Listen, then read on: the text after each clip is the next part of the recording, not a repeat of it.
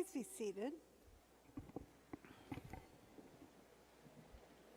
Hello, my name is Dr. Carolyn Baum. I direct the program in occupational therapy at Washington University, and in that role, I've had the privilege to work with you, our talented students, the exceptional faculty, and the amazing staff.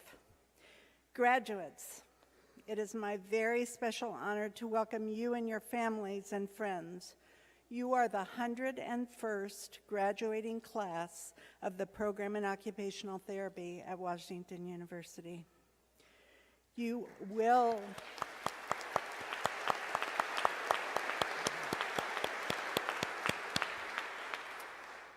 now will be and are the leaders of the profession of occupational therapy that will emerge over the next century.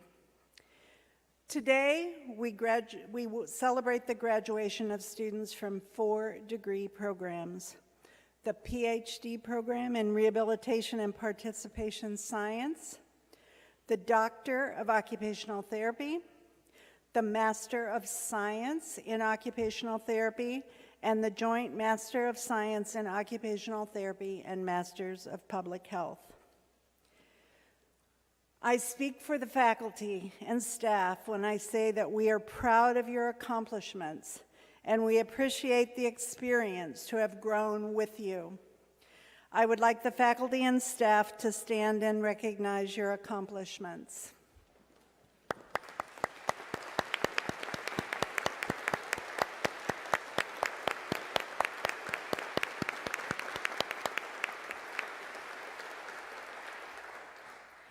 Students, each of you is here today because of others who have supported your development and made sacrifices so that you could achieve your goal to graduate. We know they are very, very proud of your accomplishments. Would you please stand, face your families and friends, and show your appreciation?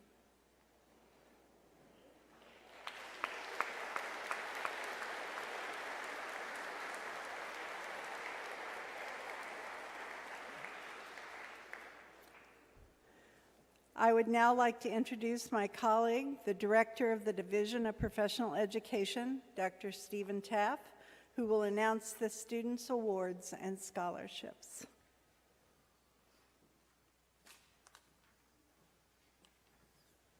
Good afternoon, everyone. Before I get to the awards and scholarships, I'd like to very quickly do a couple other quick recognitions.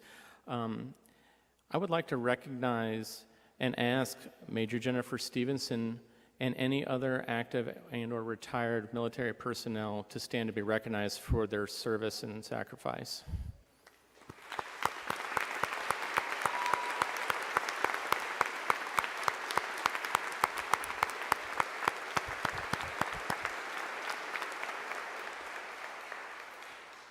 Thank you. And also, while it certainly is not the last commencement ceremony that Dr. Carolyn Baum will participate in, it is her final one in her position as program director, and I just wanted to personally just take a quick minute to recognize her for decades of service to this program and to the profession.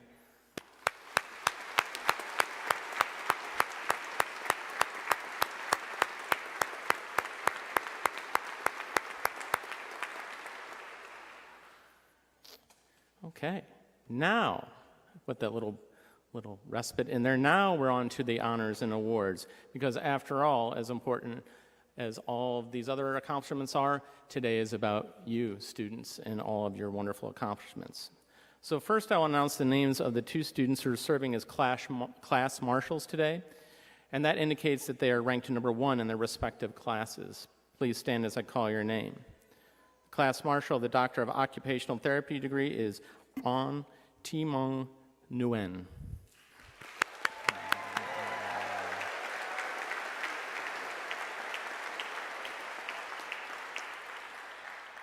The class marshal of the Master of Science in Occupational Therapy degree is Erin Marie Gibson. Erin, please stand.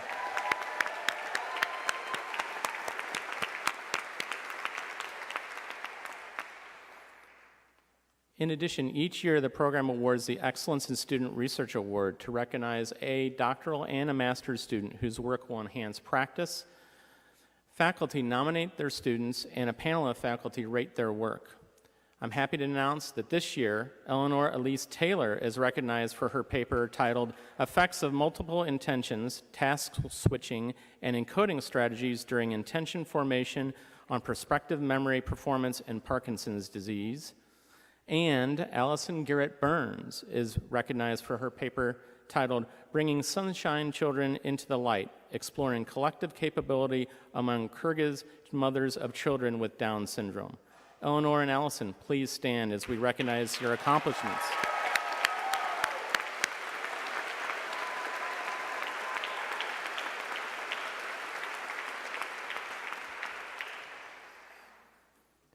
The program also awards scholarships that recognize students for outstanding performance and leadership. Many of the scholarships listed in your program were awarded to students upon admission to the program in occupational therapy. In addition to those, there are a few competitive awards given to offset the cost of fieldwork. Students submit application packets, which are reviewed by the scholarship committee. I am happy to announce the recipients of this year's fieldwork scholarships now. The Agnes Fielding Proman Scholarship is awarded to students from the occupational therapy program who show exceptional promise as an OT educator or potential for leadership in the profession. These students must have also demonstrated a strong commitment to the values and knowledge of occupational therapy. Today we have 4 outstanding students receiving this scholarship. Please stand as I call your name. Jamie Lee Brill. Mary Beth McHugh. Amy Wynn Wen. Sarah Catherine Sherman.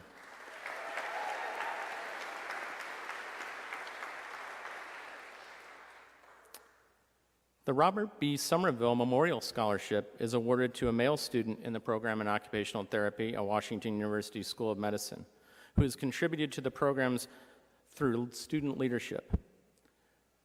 These are honor students who show potential for leadership in the profession and demonstrate strong commitment to the values and knowledge of occupational therapy. The recipient for this year is Connor Allen Dawes. Connor, please stand and be recognized.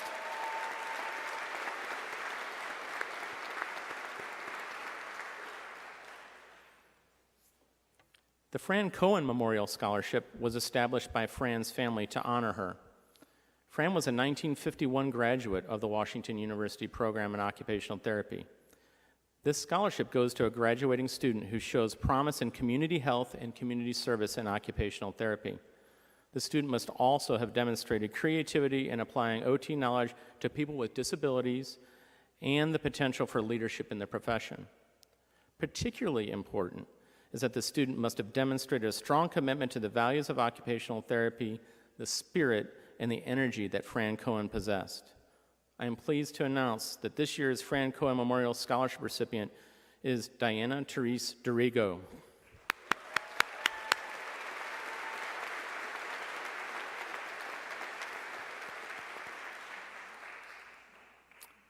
The Landwehrmeyer Fieldwork Scholarship is awarded to students from the occupational therapy program who show exceptional potential for academic or clinical leadership in the OT profession.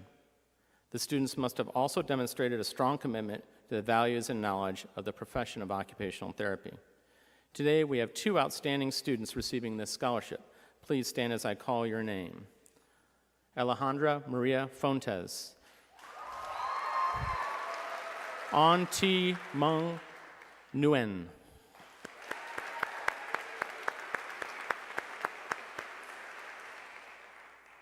Congratulations to all of our scholarship and award recipients. Now, I would like to ask Molly Grable to please come forward to introduce the commencement speaker.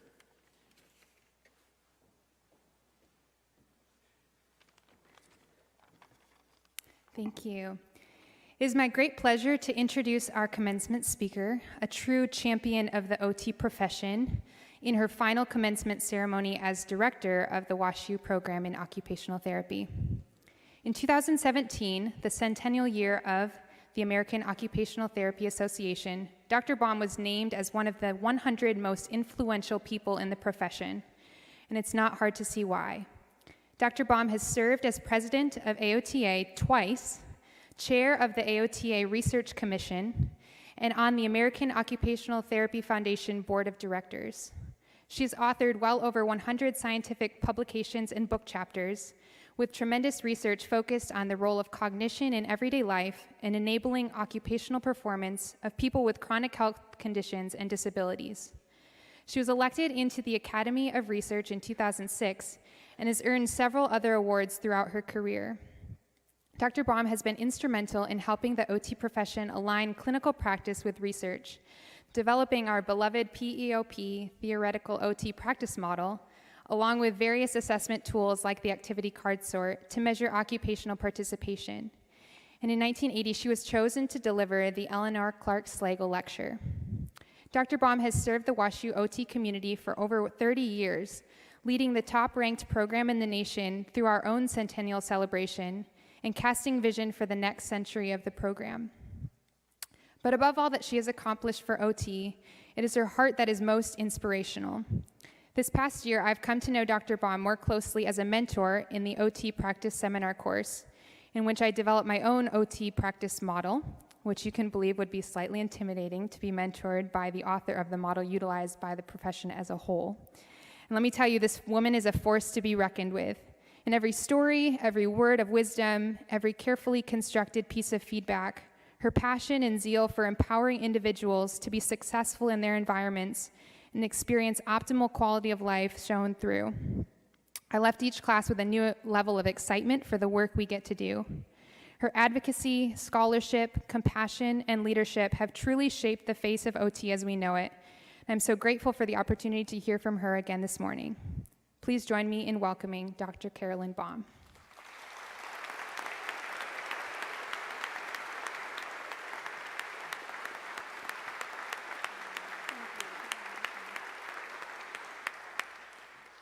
Thank you, Molly. Thank you so much. Do have a Kleenex, but I'm really honored to be asked by your class to speak to you today because I thought it might be fun for me to share some of the experiences I've had, but also the life lessons I've learned, which I hope I can pass on to you as you start your career as a professional. And today I want you to think about me a little differently. You all know me as Dr. Baum. 53 years ago, I was sitting with my cap and gown, entering a profession where there was a lot of work to do. And I knew I had to be an ethical person, and I had to have knowledge, and I needed to be a good OT, but I also had learned that I needed to serve society's needs. And I think I cannot think of a class that as I look at your work that you've presented at Scholarship Day 2 weeks ago that are more directed toward the needs of society. And the whole faculty and I are very proud of you for that. I want to give you a little context to what we were dealing with 53 years ago. Excuse me. Medicare had just been enacted. Now, we're hearing the term socialized medicine or socialized policies or socialized political things be thrown around today. If you really wanted to experience how society was reacting to Medicare, it was socialized medicine. And it was a roaring time because prior to that time, there was very little insurance. AOTA at that time was led by women. Almost all of them had served in the armed forces during World War II. And they were incredible leaders. But they had an office in New York, and they weren't particularly political. So all this time, Medicare was being developed by our legislative leaders. There was no Department of Legal Affairs or anything going on in Washington. So when we think about how hard it's been to make up time from what wasn't put into the Medicare regulations, it's because OT wasn't at the table. The other thing I wanted to tell you, because this just sort of came to me as I was thinking about this period of time, there were no trauma centers. Medicine wasn't there yet. And so people with spinal cord injuries didn't live. A lot of people who had strokes never made it to the hospital. There wasn't an emergency medical service. It was really because the Academy of Science decided to do a special report on the diseases of modern society, and they looked at the fact that disability was the neglected disease of modern society. And out of that report came the emergency medical services, the initiation of 911. There was no 911, and eventually we saw seatbelt and bike helmet laws. So the whole populations of people we were treating was very limited because it was a very, as we now know, immature healthcare system. The last thing I want to tell you is health insurance was developed, but only the major union contracts like GM, Ford, and Chrysler even paid for OT services. So anybody that got occupational therapy, we had to work with them and their families so they understood truly what we could do to help them. So what did I do? I took one of 2 open jobs that were in the area, and I worked at University of Kansas Medical Center, and I had a job on the tuberculosis unit. We don't even think of that today, but I worked in TB. And what I learned there was how important it is to have productive time to maintain mental health and function and stay socially connected when you are isolated, because people were isolated in the hospital for 6 months away from their families. So I brought things for them to do, and I learned how important it was for them to be connected. I also worked on a metabolic research unit where I learned how important it was to gain skills in managing conditions that were not going to be cured. As I think back, it was probably the first elements of trying to bring self-management to people, and we're talking about years ago. And one of the other things that happened was on the way between the metabolic unit and the TB unit, I had a really long walk, and I'd start to see familiar faces, and I'd always talk to people because they didn't know what OT was, and I was there, and I wanted them to know, and so I was invited to join a nurses' bowling team, and my highest score was 204, never made it again. But this would create the opportunity for me to be friendly and interactive with, and the nurses began to say, we need to have occupational therapy. So this one nurse went to this doctor and said, I think there's this OT here that could help us because the first mitral valve replacements were going to be happening. And she asked me to talk to the doctor, and I said, well, you don't want them doing very much after this, do you? Won't they need to go into graded activities? He said, yeah, but I thought I'd just tell them to do that. And I said, well, why don't we build a program? So that was my first paper, was presenting a paper with a nurse and a physician, and I had only been out of practice about 6 months. But I was brought in. Okay, so what did I really learn about this? I learned I was a new professional, and I knew things to do that people didn't know I could do, so I had to develop them. And I think that's true today. There are so many things to be developed. And I also needed to provide services that people and their families were willing to pay for out of pocket and not have an insurance to pay for it. And so that's something I've held with me forever, is how important what I do is that people need to pay for it. And maybe that people is an insurance company, but I'm not afraid to talk to insurance companies to make sure they know why I need to serve people. I don't think we should be developed in our programs to just serve what somebody pays for. We need to serve what people need. I had to form these relationships with nurses and physicians. Actually, I really found that very exciting. Everybody said, oh, you just need to know a few PTs. Well, it's the doctors that make the referrals. It's the whole team that works together. So that was important. And then there was one other thing that really happened. And you know, when we always are talking about social capital, one of my fieldwork students' husbands worked at Blue Cross in Kansas City, and he was on the team that was writing the regulations for the new Medicare laws because they were the intermediary. So I would talk to him and give him suggestions, and he then let me review the regulations, and so I got to help shape some of the regulations that went into the original Medicare policy because I knew somebody I could get that information through. So the other thing I want to tell you about my first job, this was about 15 months. I had to know when to leave because it was clear that I was very, very threatening to the OT director because everybody knew me, and she sat at her desk and assigned referrals and read our notes.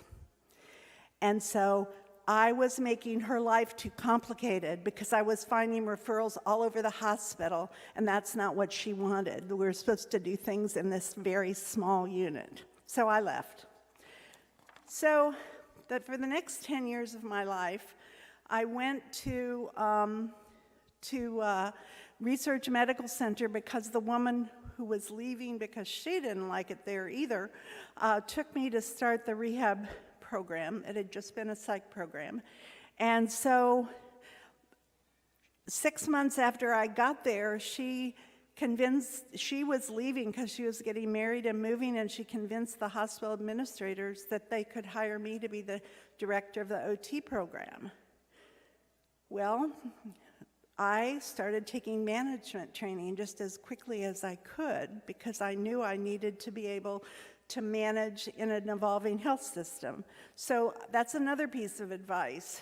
If you need to have new skills, you've got a degree, you've got an education, but there's so many ways to get new knowledge to be able to do what you think is important to do. So then I told you we didn't have insurance company coverage. So I used this same man at Blue Cross, and I said, what do we need to do to get OT covered by health insurance? AOTA wasn't even working on it. So he said, you're going to have to get us to build the criteria. And I said, okay, we'll do it. So I mobilized all the OT directors in Kansas City and started an administrative council with the goal to build OT and to get insurance. I never do anything alone. I don't want you ever to do anything alone. There are people that can be mobilized to get these good ideas moved forward.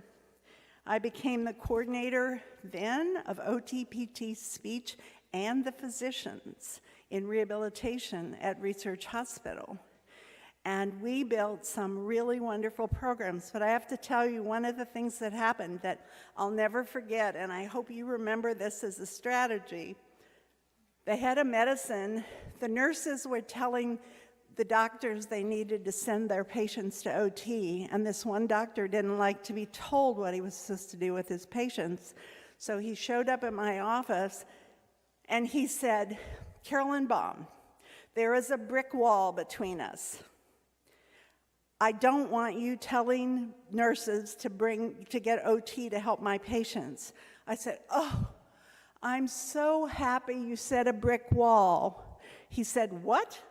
I said, well, if you just said a concrete wall, it had been harder to take down because bricks go up one at a time. They can come down one at a time. So some people just like to tell you things that you just need to be strong enough to say, well, how can we work together? How can we do this? I don't want to interrupt your practice, but I want to help your patients. So that's one of the things. So by this time, I was realizing that our association was not particularly in tune with what we really needed to build for new practice. So I got involved with the state association first, and I became what's now called the Representative Assembly. And from that, I was recognized that I could organize things, and so I took on the Credentials Committee, and Florence Cromwell asked me to do something that you all have to deal with every day. She asked me to lead the Standards and Ethics Commission and to write the ethics for the profession. So I led the committee that wrote the first OT ethics. And it's really nice to be in a position where you're actually guiding things, not just following what people say you have to do. And so then I was elected to vice president, and Molly already told you I got the Eleanor Clark Slagle lectureship. That is a condensed of about 10 years, but what did I learn? I learned that OT brings a unique lens to rehabilitation. When a system needs to be developed, it's better to be the leader to shape it. You must build and maintain relationships. You find mentors and build social capital because you'll use those mentors and social capital your whole life. And all these resources that you can build and use go into your professional organization and can be used to help you solve any problem you're facing. Well, what happened was all these efforts and skills brought me to the attention of Washington University because they needed a clinical director. So I've been here for 43 years. I came to run a clinical service. I walked in the door. There were 5 OTs and me. We were covering Children's Hospital, Barnes Hospital, not Jewish, but Barnes and Children's, and we didn't even have therapists on the burn unit. There were only a couple people on the neurology service, and we had so much work to do. So I thought, what am I going to do? I'm in a university, I'm in a medical school, so one afternoon I just said, I got to get some think time. So I went to the library and I found a book, and the book was How to Survive in a Medical School. And the first sentence in the book said, you will feel as if you are a mosquito in a nudist colony. Of course, that's the way it is. That was their way to say there's so much opportunity. And that's what, think about it. So I have never been in a situation in my life where there isn't a lot of opportunity, but the idea is to find what it is that you're going to do and find the people you're going to do it with. Okay, so we started building programs, and our focus was on helping people recover and gain skills to manage their everyday lives. And we found out that physicians really liked that, but we didn't start out whole hog with programs. We started out with pilot studies so that we could include the physician in the team to figure out how to make it work. And that's how we got OT started. And I think the last time I heard there are about 125 OTs at Barnes Jewish Hospital and probably about 20 at Children's these days. So OT became, just like all the things you will do to bring your ideas to practice. So this is by the mid-1980s, and there was a lot of knowledge developing, but there was no place to really put it. So Molly, when you gave me credit for the PEOP model, that's because my colleague Chuck Christensen and I thought, we need to build a model where we can put the knowledge that's being developed about how people live their lives into a framework. And so that's how that started. And I was still practicing at that time as the director of the OT service, and in 1988, the OT school was in pretty serious trouble. They were actually considering closing it. And a neurologist who'd seen what I'd done clinically recruited me to be the academic program chair. And a few brave souls that are still here today joined me to build the base of what we have today. Christine Berg and Monica Perlmutter, will you stand up?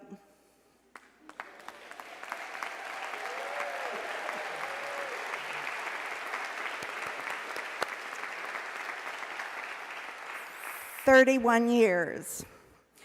Now, we had a lot of work to do, so I have some other people I'd like to stand as I call their name. All of these people have been in the program for 20 years or more and have brought all of their talents, their skills, their research to make the base of who we are and what you were educated to today.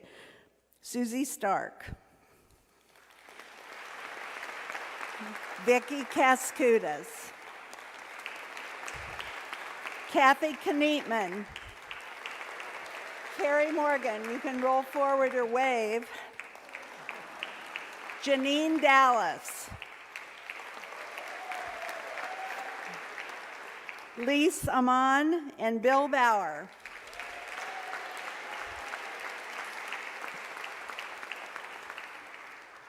All have been diligently at work to building the infrastructure and the system for the knowledge and science that supports who we are. And it has been a terrific team effort.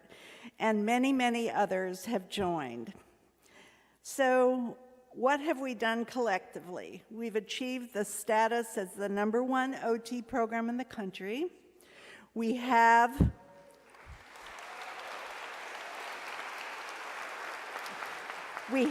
over 40 grants from federal agencies and major foundations. And the clinical service brings in now over $2 million a year. That's what happens when really talented people have ideas and talents and brings them together. Okay, back to what had to be built. We had a vision, and it demanded the university to develop excellence. The university demanded that we build excellence. We were really good at forming translational services before translational science was even in vogue. We had to build the opportunity to take our science to the national agenda because nobody paid for OT research. As I mentioned before, I was vice president, and when I was finished being vice president, I thought I'm going to concentrate on my program, I'm going to concentrate on my science, and one day I got a call from Jim Garibaldi, who had been the director of OT when I was the president for that year, and he asked me if I would serve on the American Medical Association's group that had been asked to address the healthcare needs of the American people. I was the only OT in 2,000 people, and I was trying to help people think about how rehab could help, and I got rehab into the final recommendations, but when it came to the floor for a final vote, I really don't know how I got the strength to stand up and say this, but I did. I got the courage, and I said, I would like to offer an amendment. My amendment will include the terms occupational therapy, physical therapy, and speech therapy, it's before speech-language pathology, instead of rehabilitation in the final recommendation, because I didn't want rehab being lumped. I wanted OT, PT, and speech to be in the regulations, and so they accepted the amendment, and now OT is seen as a specific service in all insurance companies and Medicare. But that's where you kind of sort of have to think about where you're going with what you're doing to be in the position to make those things happen. Because I can't imagine right now what OT would be if we had been lumped under rehab. Now our curriculum focuses on fostering participation, and this whole idea of building for the future is so important. And I think that came too because, again, the guy at AOTA, Jim Garibaldi, found out that the NIH was putting together a committee to build the National Center for Medical Rehabilitation, and that is what needed the OT lens. And so I was included on that, and we were able to get the NIH to move beyond activity and impairment to participation, which is why so much of our work focuses on participation. It gave us that in the basis of being able to apply for science. And so now we have graduates from the OT and PhD program. Okay, I'm gonna sort of skip over some of this because I know I'm taking too long, but I want to tell you another thing that came because of opportunity. When I was at NIH, I met David Gray, who was the deputy director of the National Center for Medical Rehabilitation. And I was able to recruit him here to the OT program at Washington University. So we can look around and see the people who were mentored and built their science and built their programs at Paraquat and our relationship with the disability that came out of being at the right place at the right time. I just want to give you 2 hints about things I've learned from practice that I know that I want you to put into your thought. Piaget, the developmental psychologist, told us that there must be time for accommodation and assimilation, which to me means that there needs to be a development platform for all growth. You just don't keep growing. You have to take time for people to accommodate and assimilate, so you have a stronger platform for the next developmental trajectory. You are all going into a field that's in a platform right now because population health is going to take off. So we have to accommodate and assimilate those concepts about population health, and then we can go further with it. So just what I want to share with you is what I've really learned. I've had a very exciting, a very developmental experience and career with wonderful people, and there are 5 things I want you to think about for yourselves. Be confident in your lens and your skills. You look at things differently than anybody else does in healthcare. You put person and environment together to support occupation. Be current. I don't know how I could live without a Google Scholar alert every week on all of the things that I'm following, because things are happening very fast, and so we've got to use technology to help us. The next thing I want you to do is to be very brave.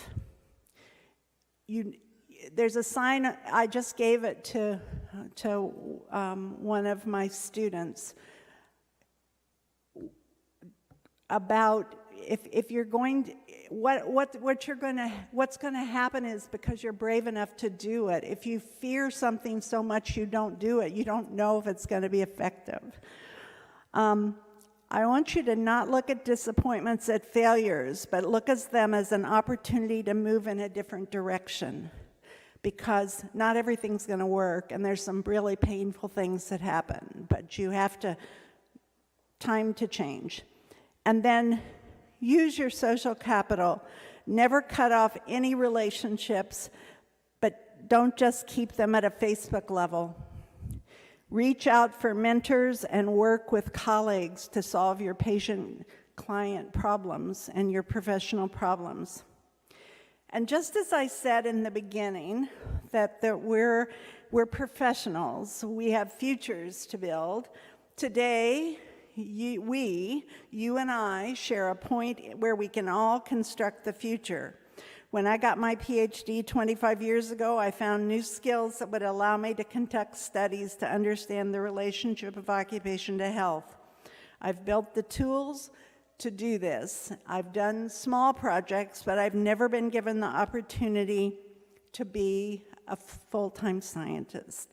So just as you're entering your beginnings, I'm entering my next phase, and together we're going to take the future forward. Now, the final principles. Be sure the people you're working with understand what you can do. A lot of people don't understand us. You've got to educate them.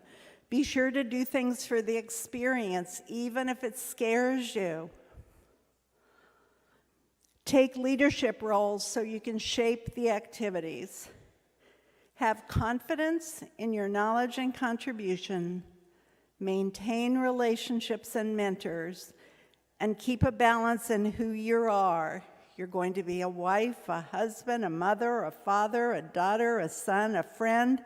You have roles in the community. You have lives to live. Just because you're a professional doesn't mean that you don't balance it with who you are and what you bring to your families and your loved ones. Actually, the greatest life reward I've ever had is having my daughter and my grandson. So, on our journeys, all things are possible. Thank you very much.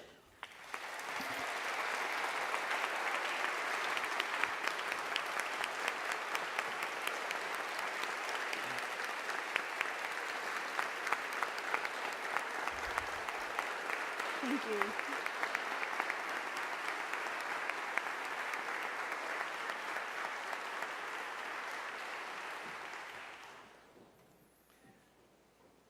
Thank you, Carolyn. Words that not only for students, but for all of us. Now I'd like McKenna Snyder to please come forward to introduce the faculty speaker.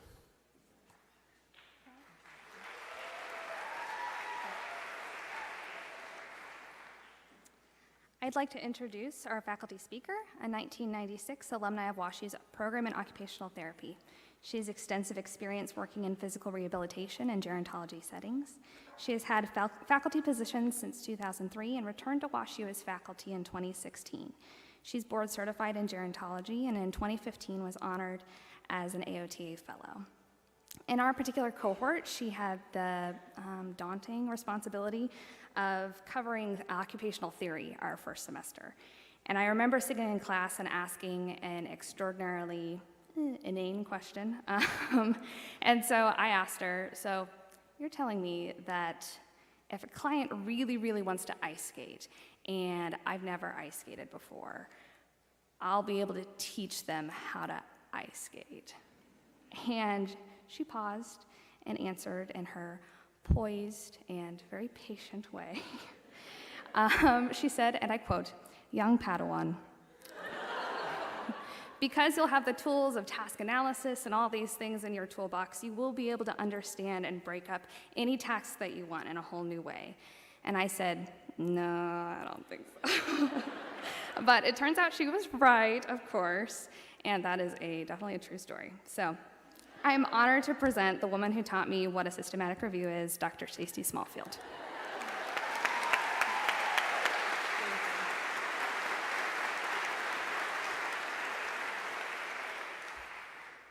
Thank you, McKenna.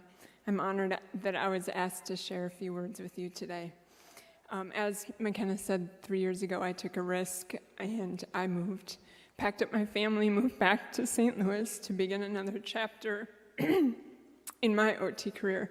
And it was the students who are graduating with their OTD degrees today that started that same fall semester. And so I thank you for making that transition very positive for me. So one reason I like my work so much is because I get to work with students, and I actually learn way more from students than the students ever learned from me. So I thought I would take just a few minutes today to share a couple of stories of things that I've learned from my students over the years. So I once worked with a student who was having difficulty passing a skills check in my adult physical rehabilitation course that I was teaching.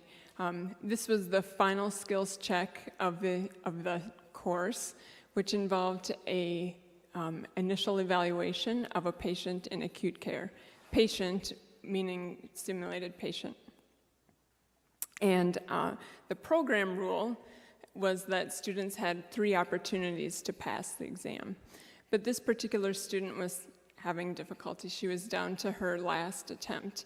She was in my office. She had just failed her second attempt that morning, and she really wanted to know 2 things from me.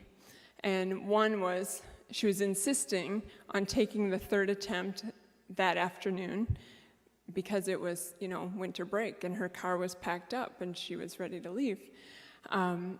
And she also wanted to know what more she could do to prepare for the exam. And so I'm looking at her thinking, we had just debriefed, we had watched her last attempt, we had gone over what was good, what was maybe had some room for improvement, but I also knew that she had studied extensively for this exam, and I just really didn't know what else she could do to prepare.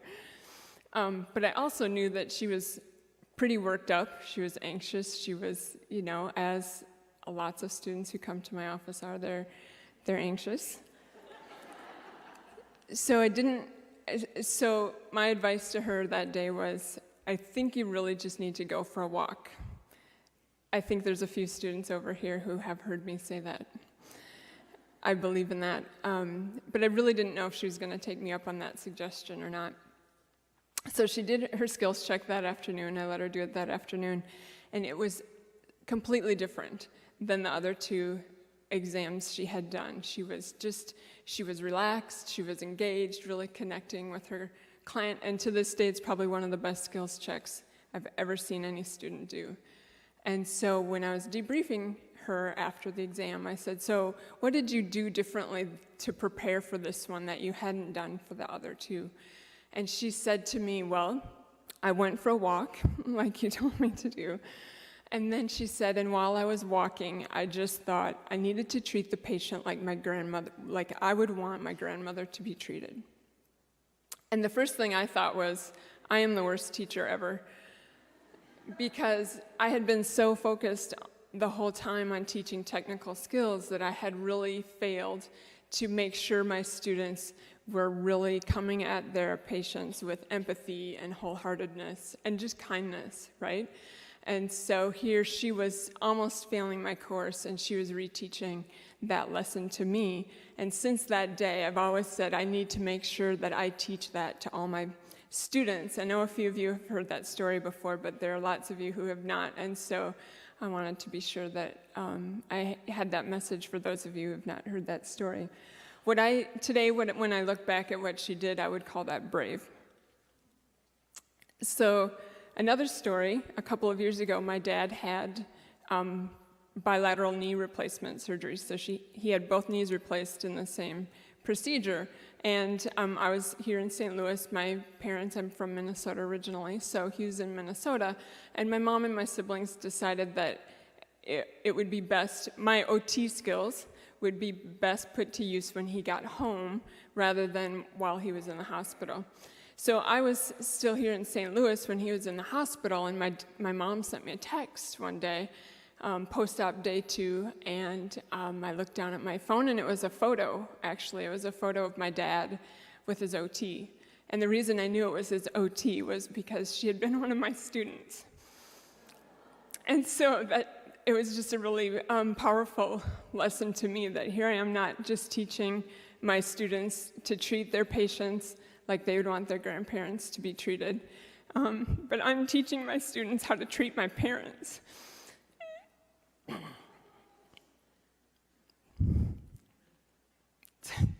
I always do this. They think I'm so poised.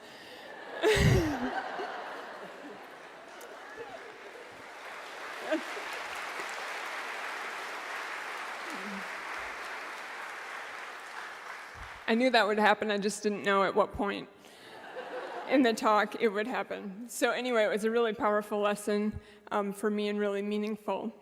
So I reached out to the OT that night I got home from work. I found her on Facebook, sent her a private message just thanking her for her work with my dad, and she replied, I hope I passed the real life skills check.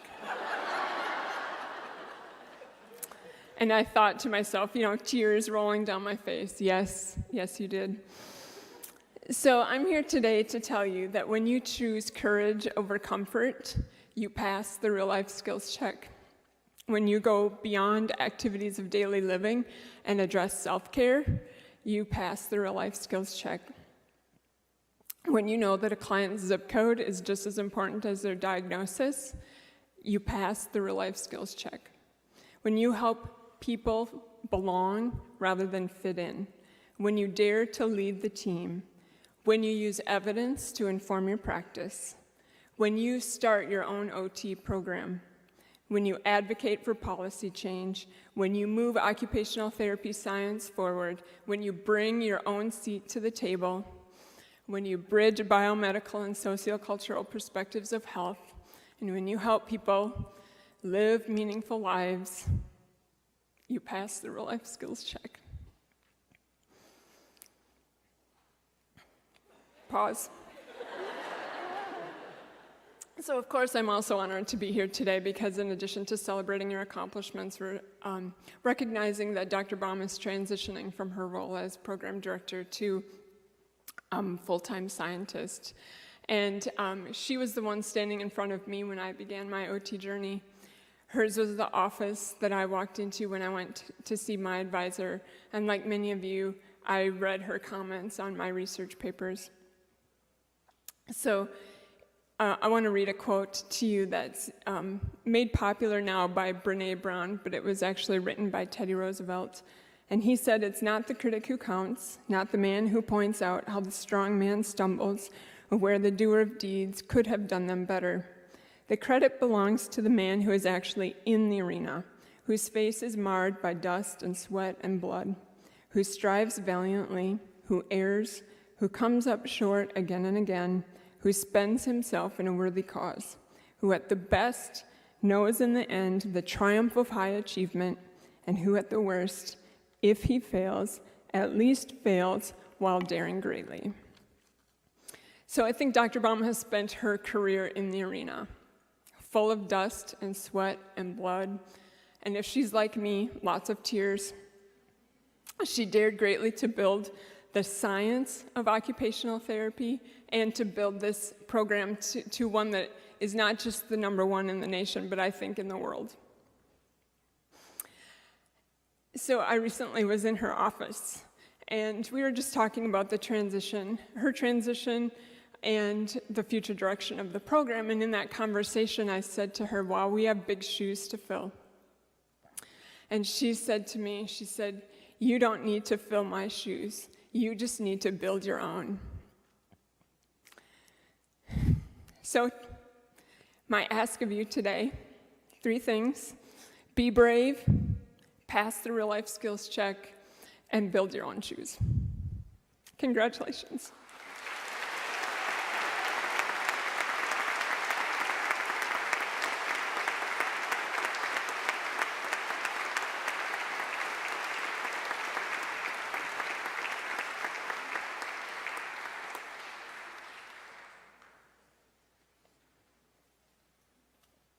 I just realized I screwed up papers on the podium. But I believe it's my job right now. I'm staying here because I'm introducing the student speakers. So I'll figure this out after our first speaker is talking. I would first like to introduce Yiling, who Yiling earned her Bachelor of Science degree in the program in occupational therapy at the National Taiwan University and her Master of Science degree from the program in occupational therapy at National Cheng Kung University. Here in the OT program, she completed her doctoral study under the mentorship of Dr. Susie Stark in the Participation, Environment, and Performance Lab, where she adapted and studied the Lifestyle Integrated Exercise Program for medically underserved older adults. She received St. Louis Project Civic Engagement funding from the Gephardt Institute for Civic and Community Engagement for her dissertation work. Yi-Ling is very proud to be the first international student graduating from the RAPS program. We call the PhD program our RAPS program. And we are so proud of her accomplishments. So please join me in welcoming Yi-Ling as the 2019 PhD student speaker. You're welcome. Thank you for your introduction, Dr. Smallfield. So following up two very powerful speech, I decided I'm gonna talk in Chinese right now. No, most thankful to my peer, Catherine Hoyt, in my class for selecting me to present when I asked you to. But for most of the graduating students today, you're probably wondering, who is this girl standing here? A PhD student? Some of you might have a knowing smile. Yes, I know, because I have one PhD student in my lab. They seem to be trapped in the lab for long times and always look extremely happy to learn that the seminar has free food. Yep. All jokes aside, I am very grateful to stand here to share some thoughts today. Back in 2013, when I finished my master's research in Taiwan, I asked myself if my study actually made any impact on people's lives. With this lingering question in mind, I found the Rehabilitation and Participation Science program, the RAS program here in WashU. Luckily, I must have sounded smart enough in my application and interview and was invited by Dr. Baum and joined Dr. Susie Stark's lab. In Susie's lab and the RAPS program, I learned how to think critically, access great research resources, and grow with my incredible peers. I have had extremely great mentors and guidance in this program that enabled me to conduct rigorous studies to improve people's performance, participation, and quality of life, which is my original goal when I came here. I want to share the most valuable lesson I learned here. You will fail. Yeah, right from this point, you will fail. Due to the nature of how life and research works, exploring the answer to your questions is like climbing endless stairs in the dark. You kind of know you're going up, but don't know how many levels or steps to take to get to your destination. For me specifically, and as a researcher, destinations such as conducting rigorous studies, convincing reviewers they should publish your manuscript, or securing a grant that allows you to continue your research. In my PhD process, I can't tell you how many times I fell from the stairs of research and landed on my face. Just to be clear, this is not unique to me. In this program, I have worked with some of the smartest and hardworking mentors and peers. Yet, everyone has similar stories about failing at some point. However, they have reflected on their failure and learned from it. Thus, they are able to train their muscles, figure out there might be a handrail somewhere, and take off the blindfold to continue climbing the stairs to get to the next level. While there will always be another challenge in the next level, it's okay to fail, because it makes us better as people, occupational therapists, and researchers. For us OTs, our profession works with people that might have less ability to deal with situations they perceive as failures. These people may even just give up. It is our responsibility to use our expertise to create a person and environmental fit so they can do what they want to do, they have to do, and have a sense of meaning to live their lives to the best of their ability. As a young OT researcher graduating today, as well as all of you, I anticipate I will fail again and again from the stairs of life and research. However, I am now more confident than ever that I can pick myself up and take the next steps thanks to all the training and support I've received from my lab and the entire program. I have no doubt that all of you graduating today can also take those next steps to achieve your hopes and dreams throughout your career. Congratulations, and thank you very much.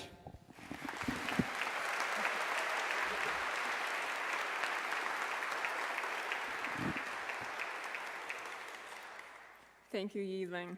Next, it's my privilege to introduce Molly Grable, who was chosen this year as a speaker from the OTD class. Molly is a 2015 graduate of Hope College in Holland, Michigan, with a Bachelor of Arts degree in Psychology and Neuroscience. Here in the OT program, Molly has served as a co-chair of the Cultural Committee of the Student OT Association and as a class officer. She was part of the service learning trip to Guatemala in both 2017 and co-led it in 2018. She's a member of Pi Theta Epsilon Honor Society. But Molly is probably best known in the program for her involvement in the annual WashU School of Medicine musical, which she was involved in for 2 years, playing key roles for both productions of Beauty and the Beast and the Addams Family. Molly was a part of the neonatal therapy lab under the mentorship of Dr. Bobby Pineda, where she studied the prevalence of early feeding alterations of preterm infants. She will focus her doctoral experience on international program development around child health and development in the country of Nepal. It's my pleasure to introduce Molly Grable as your OTD class speaker.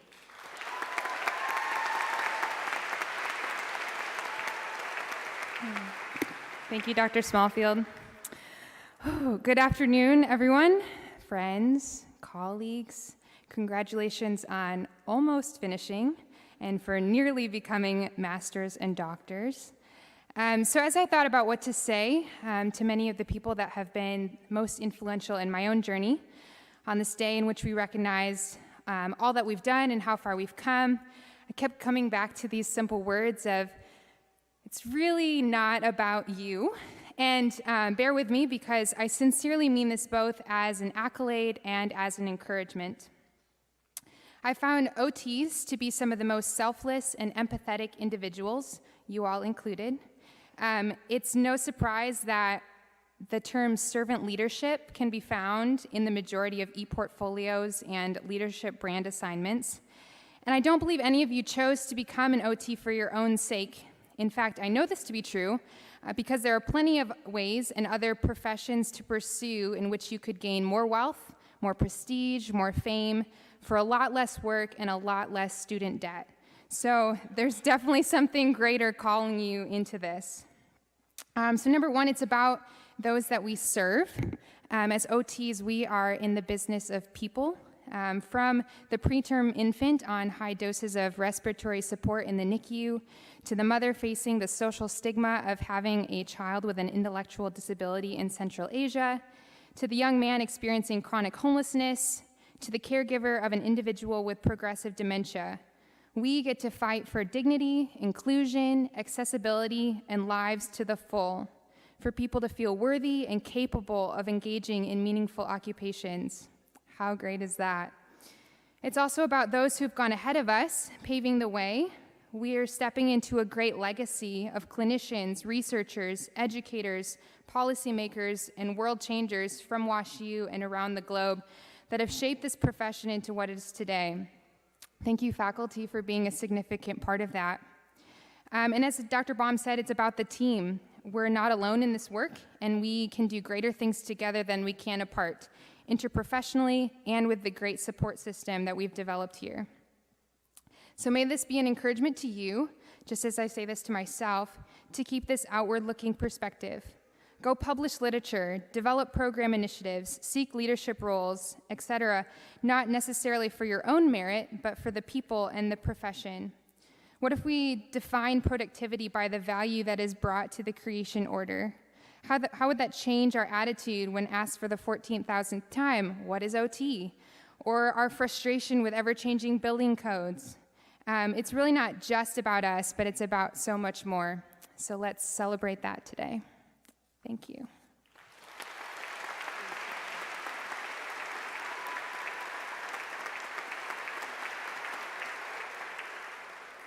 Thanks, Molly. Finally, I'm happy to introduce McKenna Snyder, who was chosen to speak for the MSOT class.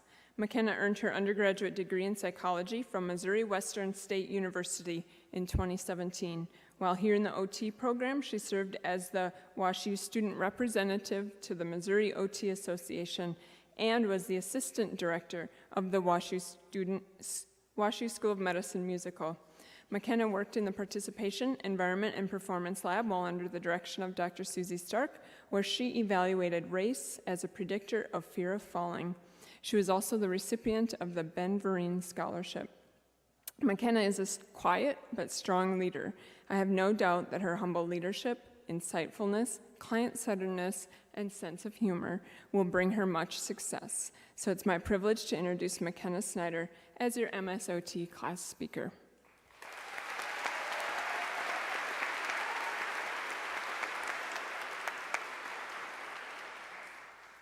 So thank you, Dr. Smallfield. I'm honored to speak to you all today. I always said if I didn't make it through OT school, I'd at least know enough about it that I could be a stand-up comedian for OTs, like at conferences and stuff. So I've got about 6 months before I have to really make a choice there on which way to go. So I'm happy to have a captive audience today, and I love feedback at the end of this. So today I'll be speaking about confidence and competence. No, I'm kidding. I'm kidding. For everybody that went to conference, that was one of the big talks. Okay, anyways, all right. So I'd like to talk to you a little bit about the importance of places. Consider the places where you grew up. Picture your childhood bedroom or your third grade classroom. Think about what it would be like to drive down the roads you learned to drive on when you were 16. These memories evoke an emotional response of wistful nostalgia. The last time I went home, there was an unexpected new shopping complex on the street of my childhood home, and this provoked a feeling of uneasiness. Our places that mean so much to us are just spaces to everybody else. The reality that physical spaces can elicit such a powerful emotional response tells me that maybe places deserve deeper conversation within occupational therapy. We love to talk about the environment and context, but when spaces get all tangled up with meaning, they become places. What is the distinguishing factor between activity and occupation? We say it's because of meaning. The meaning is what makes the activity important, it's what makes it human. So then why do we talk about environment without meaning? When we consider environment plus meaning, we begin to talk about places that can actually motivate our clients in returning to those meaningful occupations. Place and occupation play a crucial transactional role. That's one of the biggest things I've learned from Dr. Stark. We can see this example in the concept of aging in place. A more accessible home is simply not enough. The home, a physical place imbued with meaning, provides orientation, respite, and rootedness to its residents. For the last few years, WashU has made the transition for me personally from simply being a space to being a place. The auditorium that was once so large and full of unfamiliar faces is now a place steeped in a variety of emotions and experiences. In this place, each of us grew, made mistakes, made friends, and learned everything we could from a book about how to be an OT. Because I definitely did all the readings. Okay. I'm confident that as we disperse from this place, WashU will forever be our OT place and our OT home. I am thankful that I know beyond a shadow of a doubt that WashU faculty will forever be a place that I can come back to for orientation, respite, and rootedness. Dr. Stark's motto or mantra or whatever she would call it is to make the world a better place. To make this a reality when we leave here to go on field work, but more importantly, when we presumably actually become OTs, hopefully, I urge us to make places for ourselves in our organizations, our communities, and in our neighborhoods. To truly understand our clients and our communities, we must do the very slow work of establishing long-lasting roots. And when we interact with people that say, wow, you're such a great OT, where did you go to school? I want you all to say, wash who? Wash you. And that's all I've got. Thank you so much.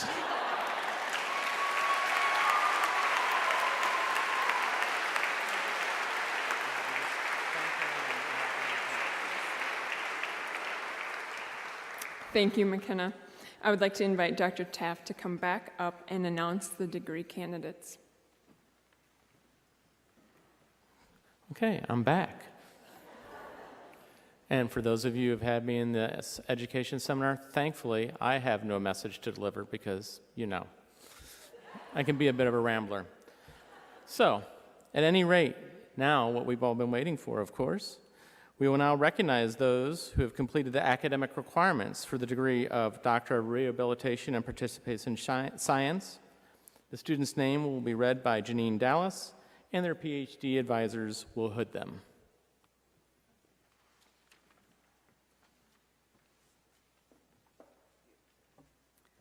Okay, we are ready to roll, right, guys? All right. Okay, first PhD candidate will be hooded by Dr. Nico Dosenbach. That would be Catherine Rose Hoyt.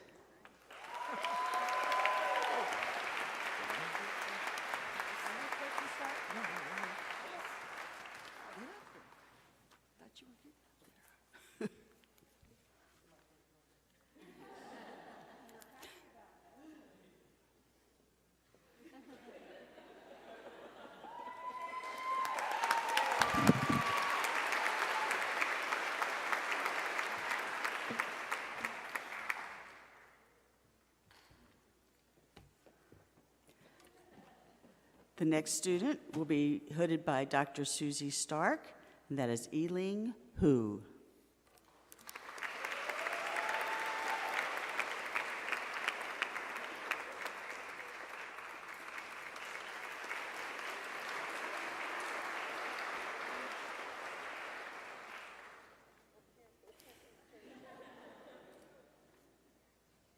Okay, we will now present the Doctor of OT degrees, and each mentor will come up and present their degrees to their students. First up, Dr. Regina Abel, and she'll begin with her student, Samantha Lee Bauer.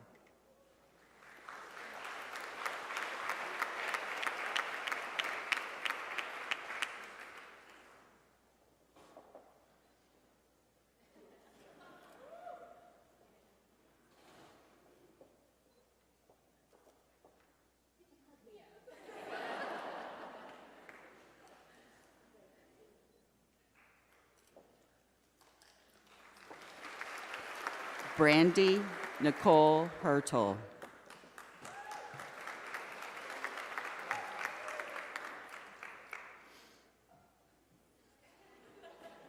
Oh.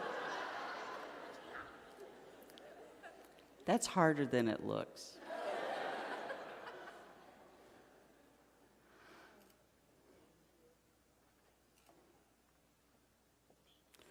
Nicole Audrey Hong.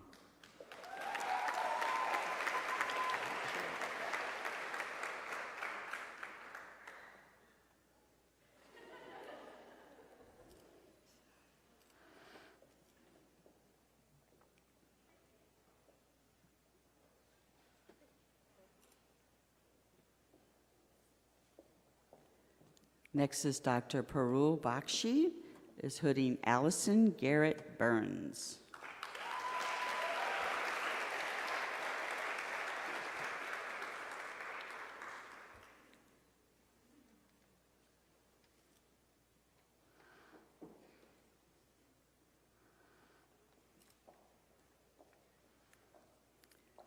Dr. Peggy Barco, hooding Connor Allen Dawes.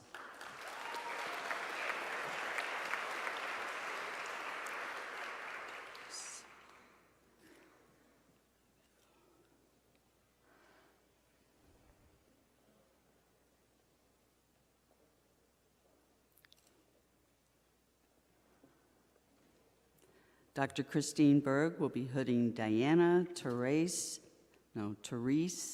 got it, Dorigo, sorry.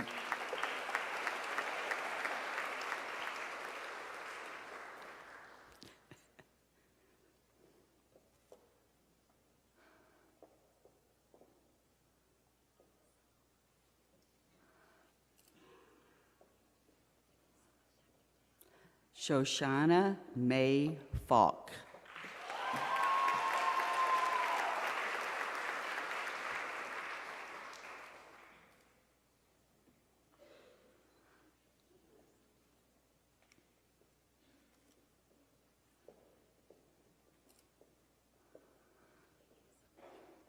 Dr. Jess Dashner will be hooding Alejandra Maria Fontes.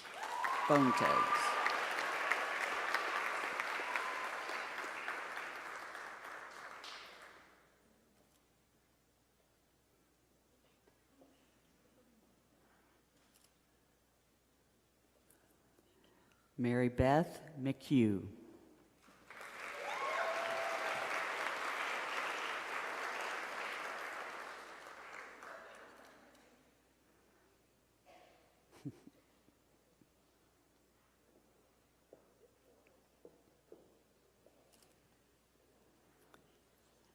Dr. Erin Foster, hooding Darby Elizabeth Kyler.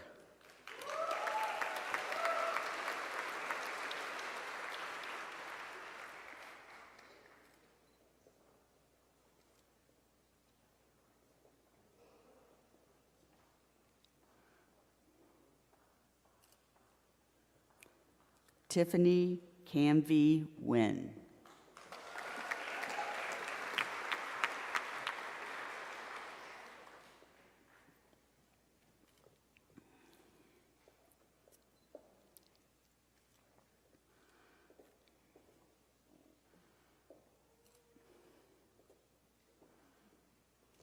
Dr. Vicky Cascudis will be hooding Logan Dalby Burlett.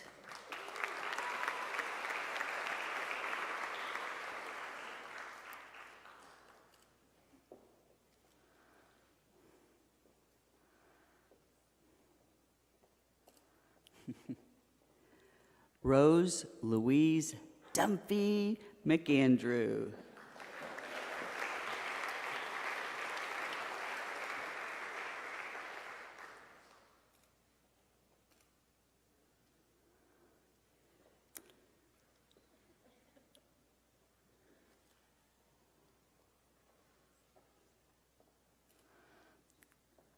Ellie Ann Park.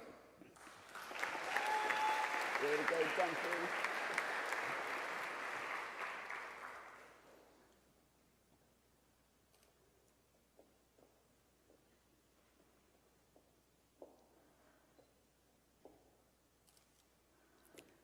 Richard Lance Wally.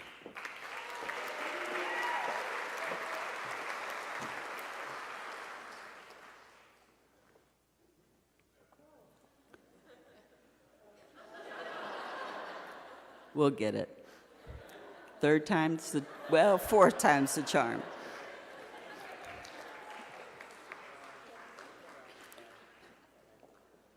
Some things we just can't practice. Next is Dr. Allison King, hooding Ashley Carissa Chuck.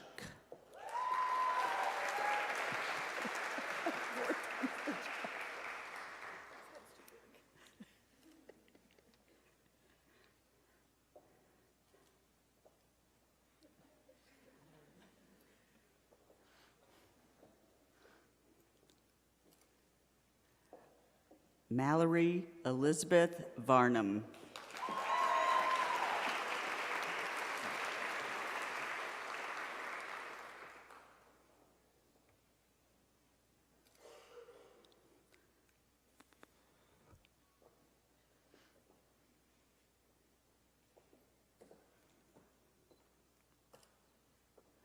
Dr. Lauren Milton will be hooding Queenie Akina Brown.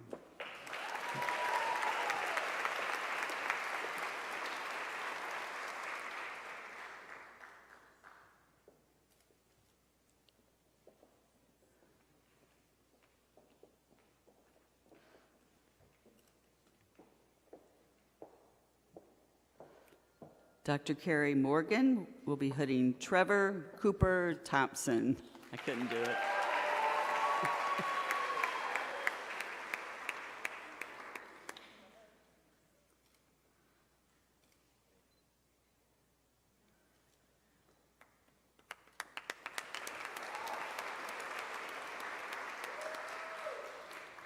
Next is Dr. Monica Perlmutter. She'll be hooding Natalie Dawn Flynn Blackley.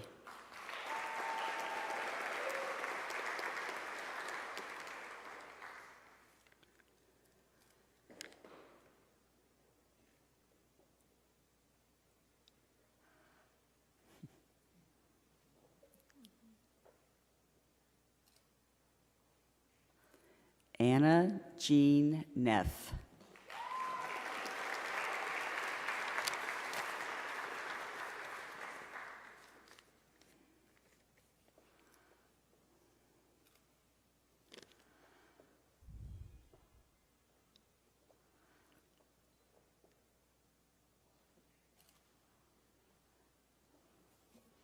Next is Dr. Ben Phillip, hooding Cassie Marie Sorrells. Oops, she's beating Ben up here, sorry.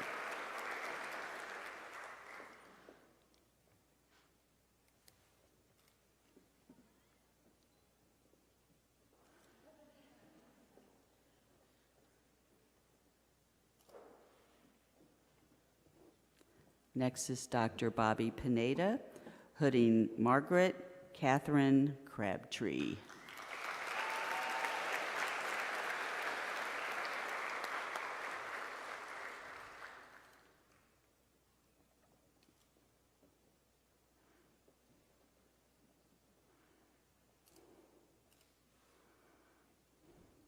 Molly Sue Graybill.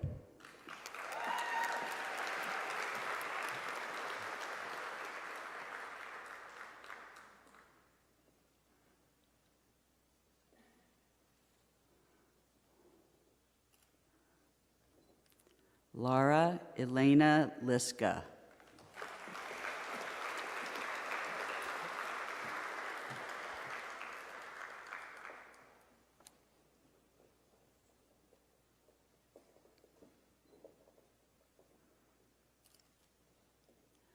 Danielle Lauren Prince.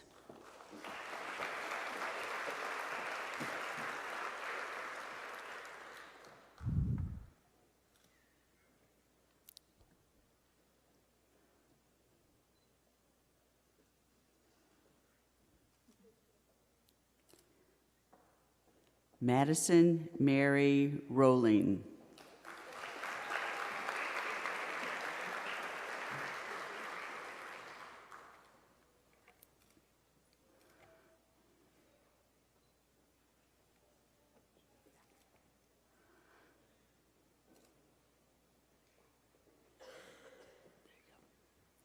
Next is Dr. Stacy Smallfield, hooding Jamie Lee Brill.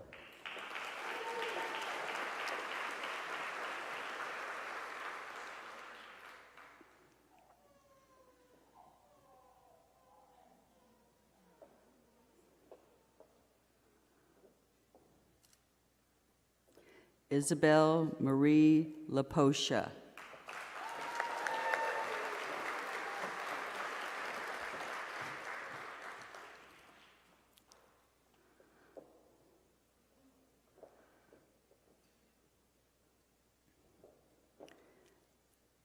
Emily Elizabeth Sherman.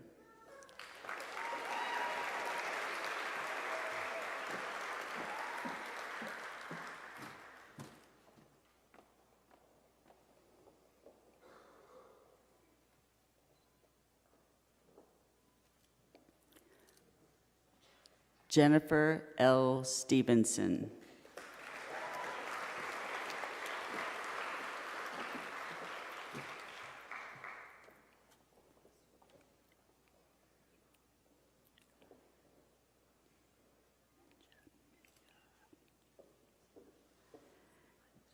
Kathy Minja Yang. Nailed it.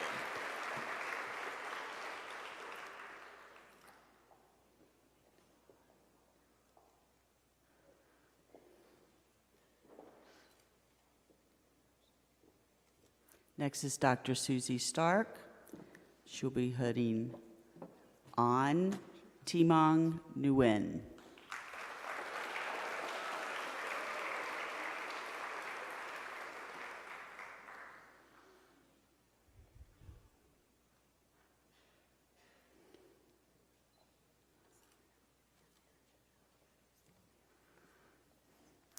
Next is Dr. Stephen Taft. He'll switch places. In hood, Shannon Kathleen Cochran.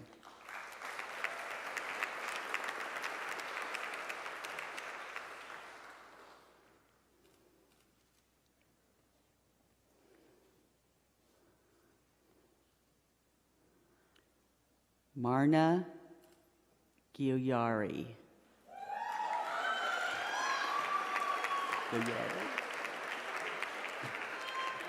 Close enough.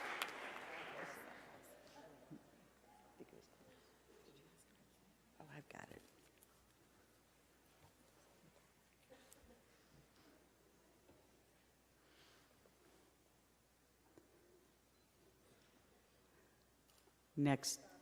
Next is Dr. Alex Wong.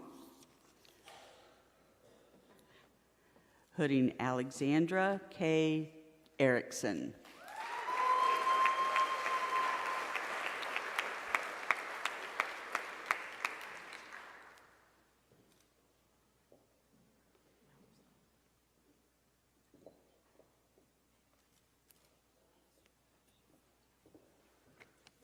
Okay, congratulations, OTDs.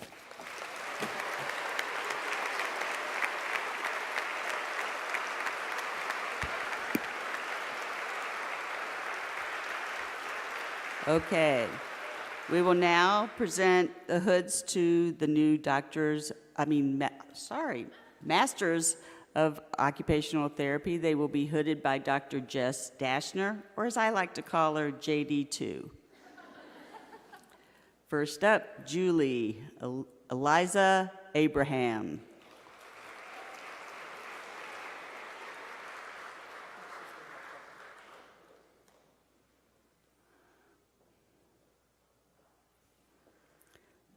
Tatiana Elizabeth Archer. There they go.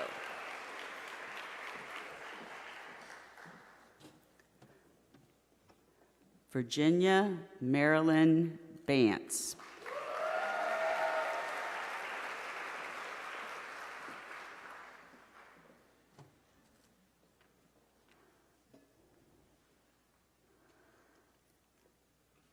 Medina Begovic.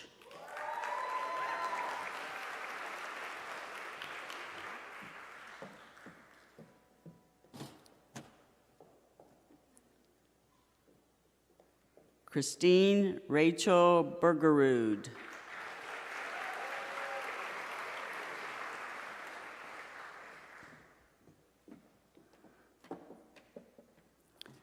Shelby Catherine Brown.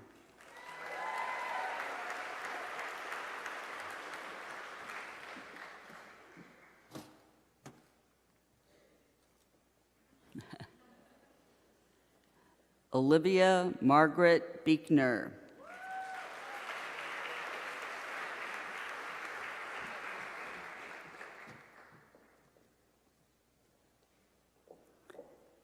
Kylie Joy Booma.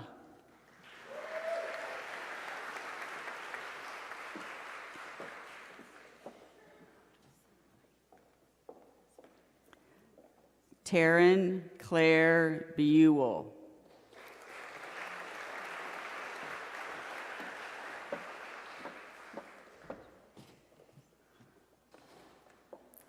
Svia Rebecca Kahn. Nailed it.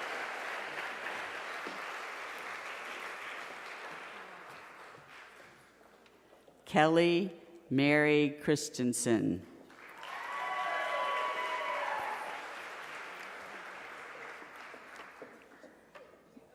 Deborah Ruth Clymer.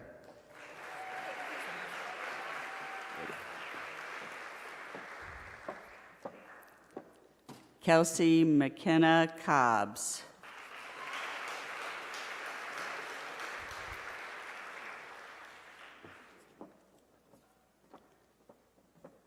Julia Michelle Colton.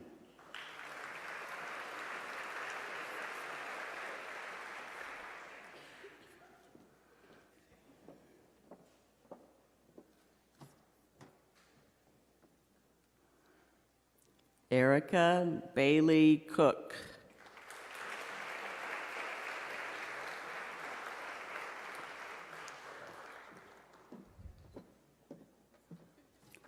Brooke Julia Evanson.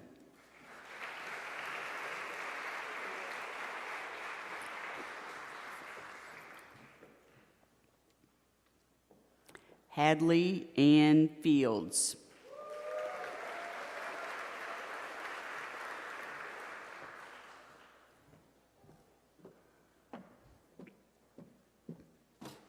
Kelsey Marielle Galicia.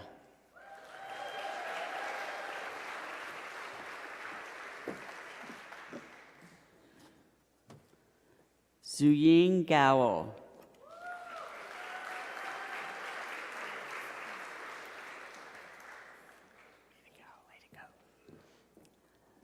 Ruth Elizabeth George.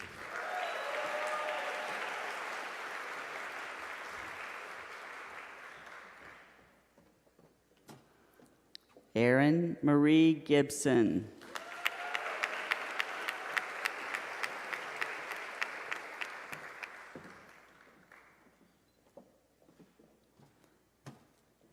Alexandra Lauren Halliday.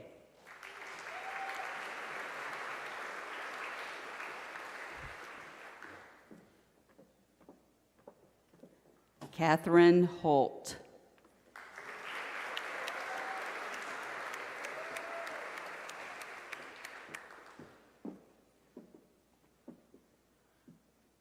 Sarah Israel.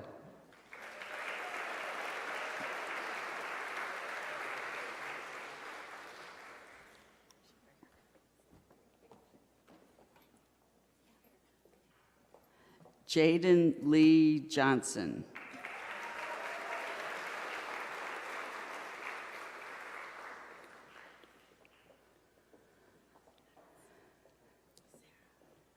Dane Ibarra Kawamoto.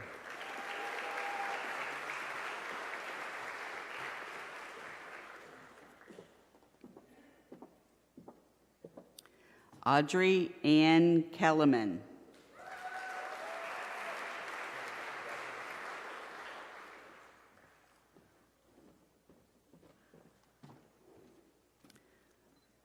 James Edward Kelly. Let's see her do this one.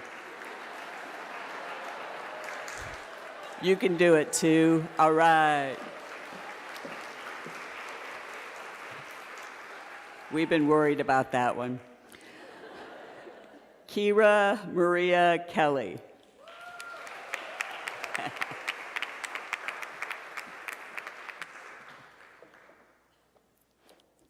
Taven Simone Lewis.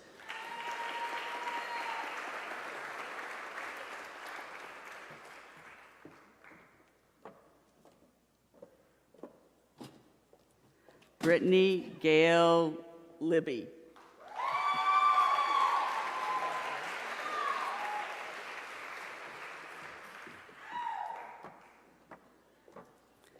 Lauren Elizabeth Liquar.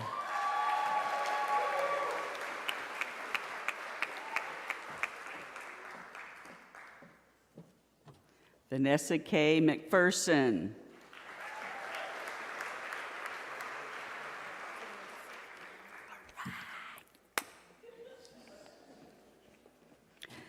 Sarah Madeline Moss.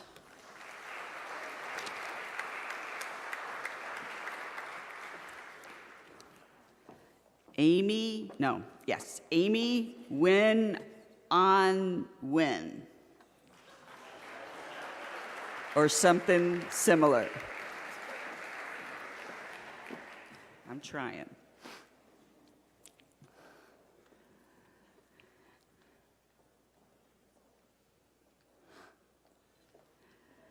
Claire Margaret Oswald. Oh, whoops, that's what I had. Sorry, guys.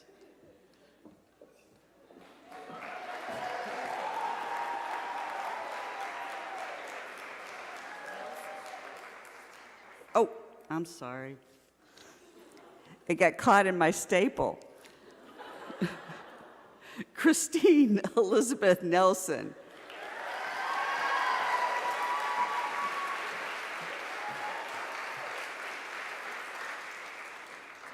It's been a long day. I'm retiring. Okay, here we go. I'm looking at the name and face. Miranda K. Paulus.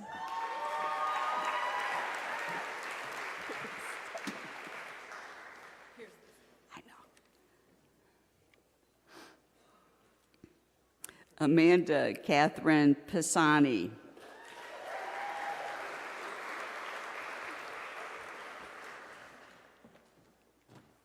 Sarah Ann Poletti.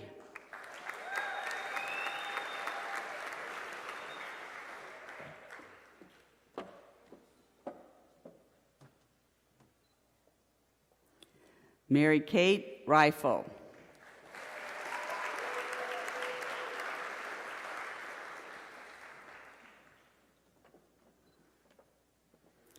Gabrielle Annette Ritchie.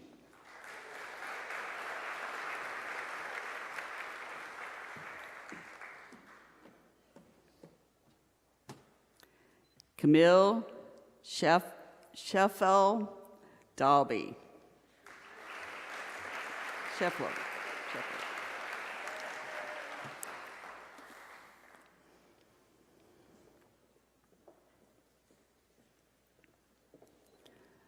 Rachel Fuller Schaefer.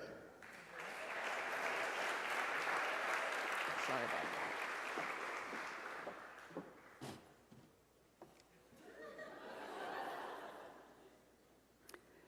Bernadette Therese Sheffield.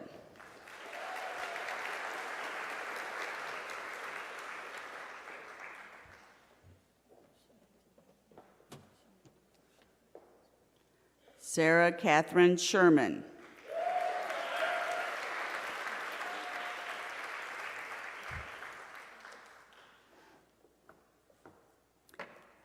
Natalie Laura Shirk.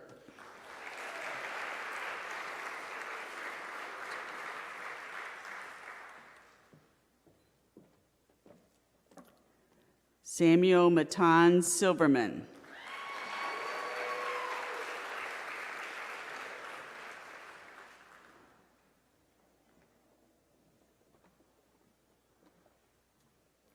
Catherine Rose Sisler.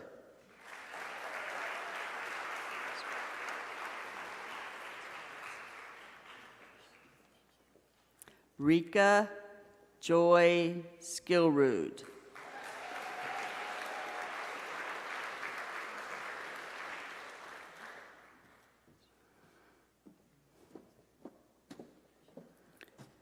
McKenna Beth Snyder.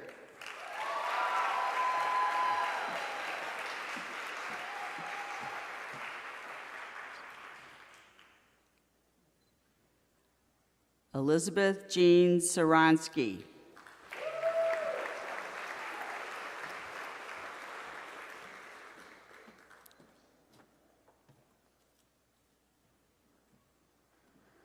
Erica Catherine Steinhoff.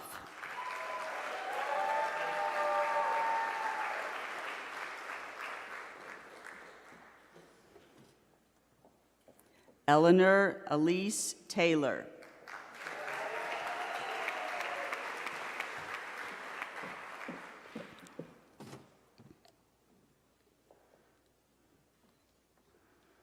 Sarah Catherine Tinbarge.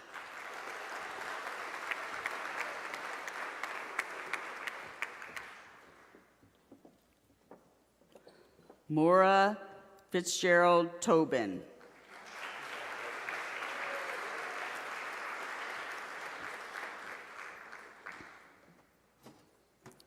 Pito Kim Tran.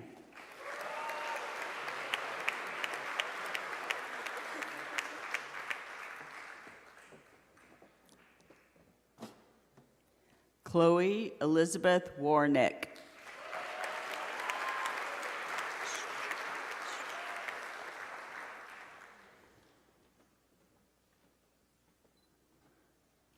Olivia Grace Voschuk.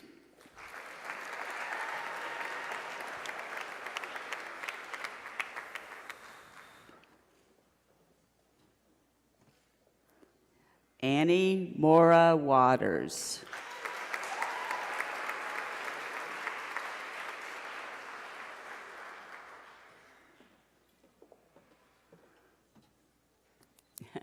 That was another one, hard one. And Lily Yang.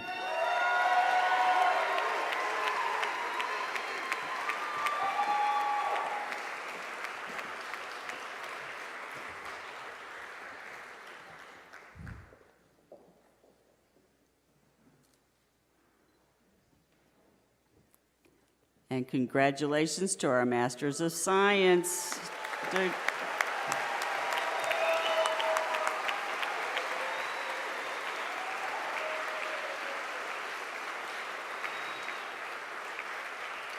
Well, she's already here. I was going to introduce Dr. Carolyn Baum to come up and give the closing remarks. I was told to have Carolyn come up. Oh, I'm here. You're here, but she's already here. She always beats me to everything. Oh, no, I got to get to the right pages. Okay, would all of the graduates stand and we'll recognize you?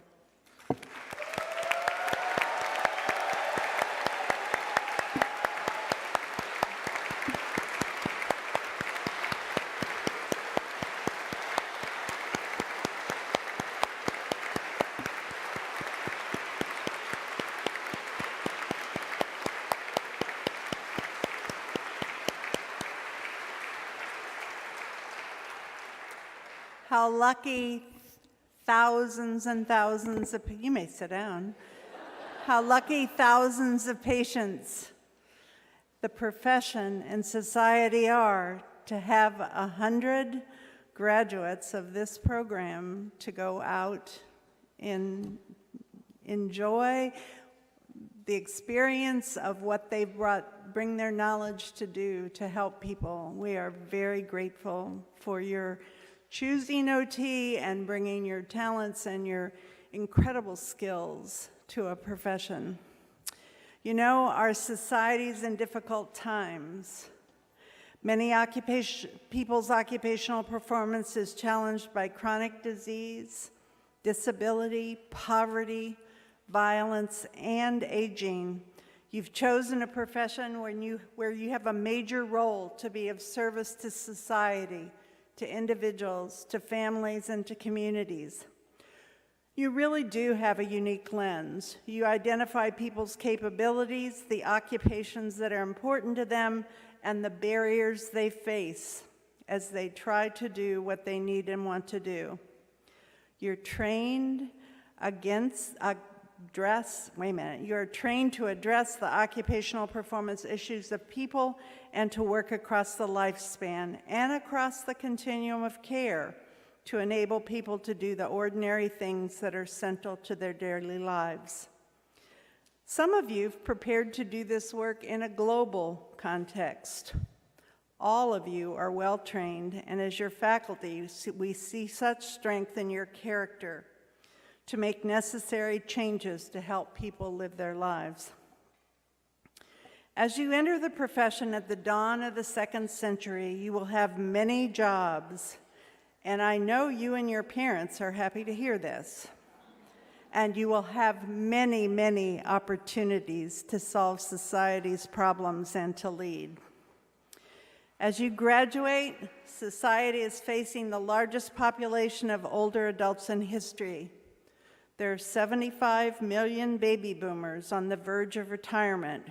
For the next 20 years, 10,000 people will reach the age of 65 every day.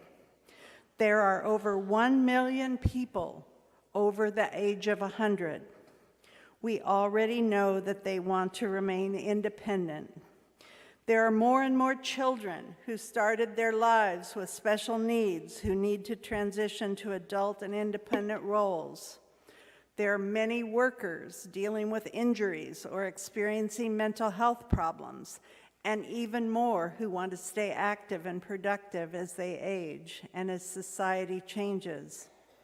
As you graduates know, the faculty and I share with you the responsibility to use our knowledge of occupation and how it influences health to build the future. As I look out at you today, I see the strength of your commitment to your profession and to those you will serve. I see leaders in pediatrics. So many of you are interested in the issues of children and families. Many of you will work to improve services for children and youth who start their lives in intensive care units or by social circumstances live with the challenges of health disparities. Others will make a difference with children and their families. Others will be educators coping and educating families coping with the issues of developmental disabilities, autism, obesity, neurological conditions, goes on and on. I know that the issues of children with developmental disabilities are going to have new approaches to care and development because your focus to help the child and the family make transitions to independence and participation. It's wonderful to see so many of you taking global perspectives to this goal. I really do see clinicians who will build new systems of care for our nation's elderly. You will help them age in place, establish skills to have and be safe in their homes and communities. You will plan for driving retirement and who knows, maybe even driverless cars, and help them modify their environments to accommodate their changing sensory, cognitive, and motor systems, with the goal to help them socially engage with their families and communities.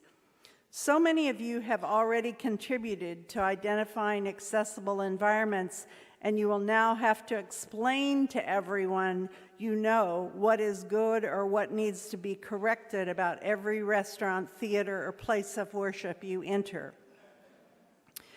You will all challenge existing models of care and build new institutional and community services, as well as accessible and accommodated work environments for those with chronic health conditions and mental or physical problems.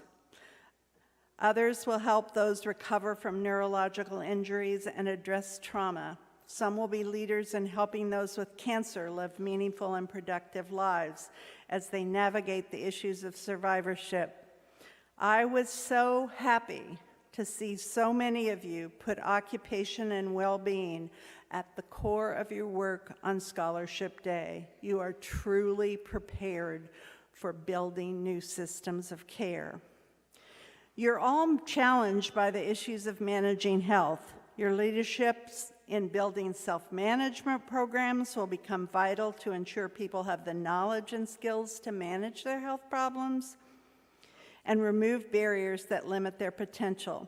Some among you have turned the love of animals into therapeutic approaches. Some have built on their technology skills to develop innovative interventions, and others have raised issues of how we can use our lens to improve the experience of the LGBTQ community and improve work in addressing people who have experienced trauma. Others have contributed to new learning approaches and improved teaching methods. You've all done marvelous work. All of you will help families and communities learn to engage those with occupational challenges and will help people see the power of encouragement and activity as they adapt to life circumstances. You are occupational therapists. You will improve people's lives. Some of you are going to be scientists who contribute knowledge to the field. Others, educators who will facilitate leadership and teach the next generation of clinicians. All of you will bring new levels of understanding of the importance of occupation as it supports health. And we know that you will bring evidence and client-centeredness to your work. You are the future leaders of the profession. I hope in 50 years you can look back at the pleasures and successes you have had contributing to your families, your professions, and your community. I wish you all joy in the experience you will have as you help people live their lives.